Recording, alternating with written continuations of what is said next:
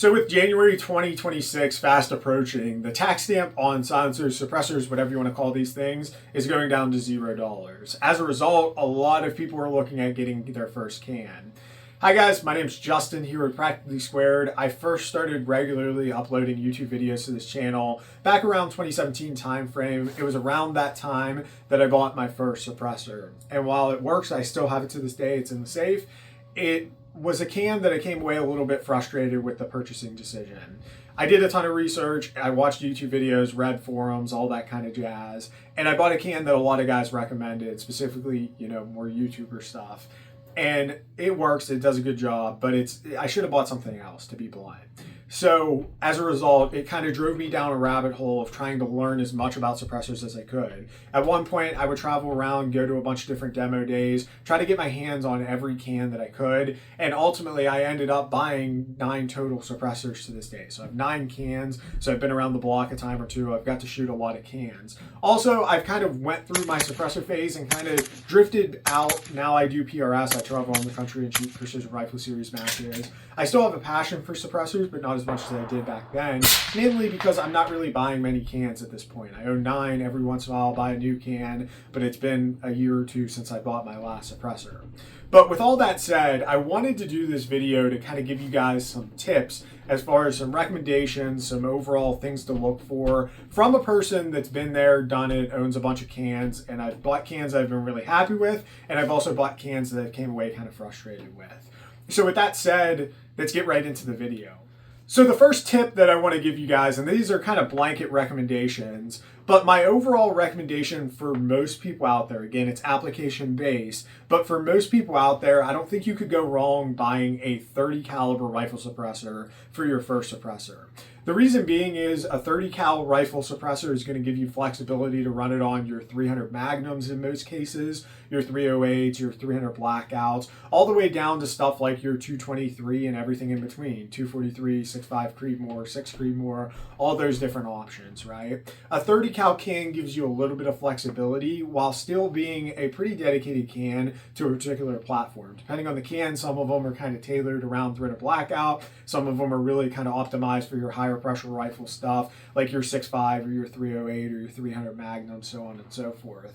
But overall, buying a 30 cal suppressor is a pretty good option to go with. Overall, rifle suppressors are by far my favorite suppressor platform out there. If you look at a rifle suppressor, the amount of length that you're adding to an already long barrel, the ratio isn't as significant in comparison to, say, like a pistol suppressor.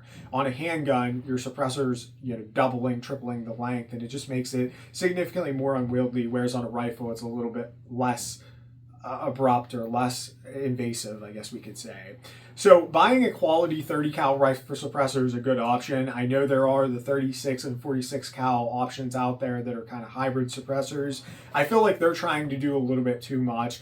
Generally, most people don't own very many things above 30 cal in terms of rifle cartridges. So getting a quality 30 cal rifle suppressor is honestly the way I would go for your first suppressor, unless you have a more specific application. Piggying off of that, let's take a minute to talk about materials. So we have titanium rifle suppressors. We also have 17.4 stainless steel rifle suppressors. There's also stuff like stellite, Inconel, and some of your more high abrasion resistant materials. Giving you guys some quick recommendations on that. If you're a guy who's going to run short barrels, go with a minimum of 17.4. If you're running shorter 5.56 barrels, like I'm talking sub, 12 and a half, 11 and a half inches, you're going to want to go with something like a 17.4 stainless steel rifle suppressor, or going to something like a stellite or a Cobalt C6 or Inconel or something like that. It's going to give you the durability you need. Depending on your application, if you're going to throw this on a longer barrel or you're going to predominantly hunt with the can, you could get away with running titanium. Titanium's generally going to be way more expensive, but it's going to be way lighter given the same size in comparison to 17.4 or stellite or something like that. So that's just some overall recommendations as far as materials. Getting into the next tip I want to give you guys is do your research on your cans, read your forums, read your articles, watch your YouTube videos, do all that kind of stuff. But what I recommend is don't overly stress about decibels, and the reason why I'm holding this big long suppressor is for this point. If you stress over decibels, what you're going to end up with is a big honking can. And while I love my Dead Air Nomad LT, this is a really great, super quiet, probably the quietest can I own, maybe with the exception of some rimfire stuff. This can doesn't get used a ton just because of the overall size. It is light, being that it's made out of titanium, but it's just so big that generally if I'm going hunting, I'm going to throw on a shorter version of this can in my Dead Air Nomad, my original Nomad, because length is kind of something that's more important to me. So what you have to do is you have to do your research and get a can that's going to sound good. But what I see people do, especially newer suppressor buyers, time and time again, is that they'll research so much in terms of decibel reduction that they talk themselves into needing this big honking can. Some guys will buy the 338 Thunder Beast can, which if that's your jam, man, go with it. But the reality is it becomes kind of a little bit unpractical. So generally, as a rule of thumb, I recommend getting a 30 cal rifle suppressor in that 6 to 7 inch variety.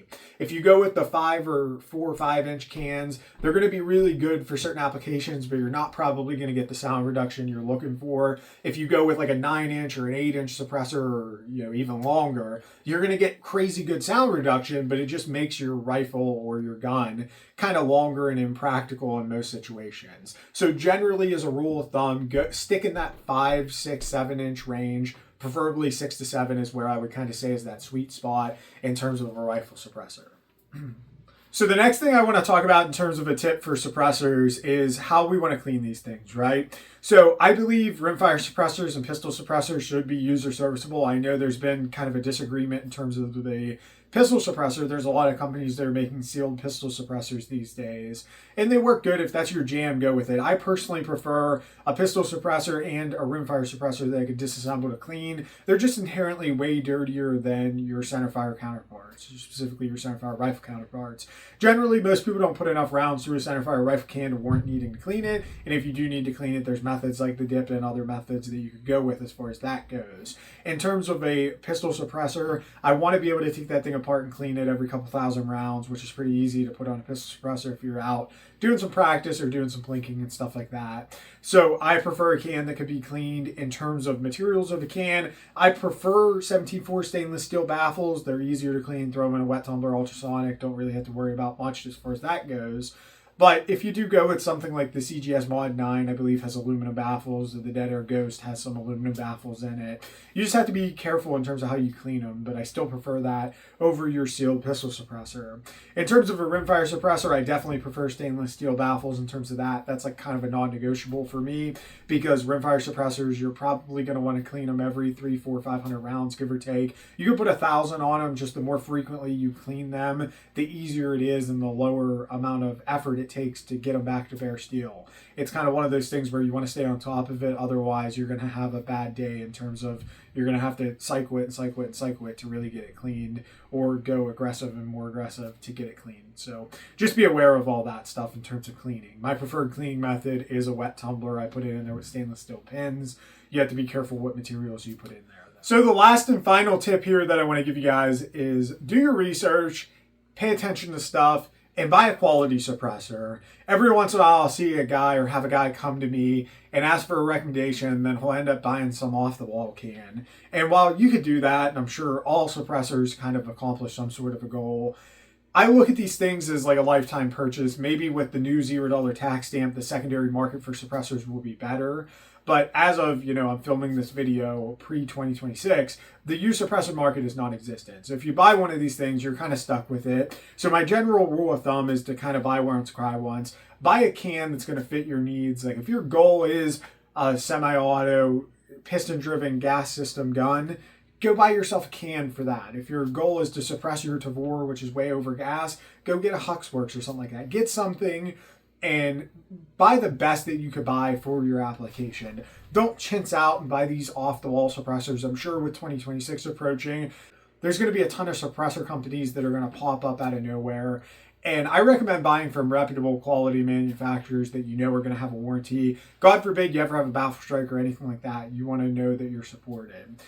Guys, that's about all I have for you guys. If you guys have any questions, like I said, the easiest way to get a hold of me is to hit me up on Instagram, send me a DM at Practically Squared. If you want to comment here, feel free to. Sometimes YouTube kind of hides your comments, but I do love reading you guys' comments. Guys, as always, remember to train hard, shoot fast, and most importantly, be safe. God bless.